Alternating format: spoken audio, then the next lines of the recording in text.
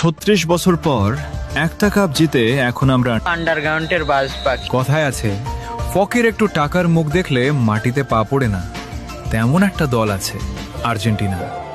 2022 বিশ্বকাপ জেতার পর এমন ভাব ধরছে মনে হয় ফুটবলের জন্মটাই বুঝি 2022 সাল থেকে হয়েছে। এখন তারা অন্য কোনো দলকে দলই মনে করে না। তাদের ভাব এমন, বাকি সবাই মাঠে শুধু হাজিরা দিতে আসে। ব্রাজিলের 5টা বিশ্বকাপের কথা বললে বলে ওগুলো তো অনেক আগের। আরে ভাই, পুরনো বলে ইতিহাস কি ডিলিট হয়ে যায় নাকি? তারপর আবার বলে সব বাপদাদার অর্জন। আচ্ছা ভাই, ইতিহাসের কথা তুললে পুরনো কথাই তো আসবে। আর তোমাদের ইতিহাসে তো ডিয়েগো মারাদোনার সেই হাতের গোলের গল্প আছে। তবুও এত ভাব। আর আমাদের বাপদাদাদের ছিল জমিদারি, 5টা কাপ রেখে গেছে উত্তরাধিকার হিসেবে। If you don't mind, Argentina সাপোর্টাররা কি আবার করলে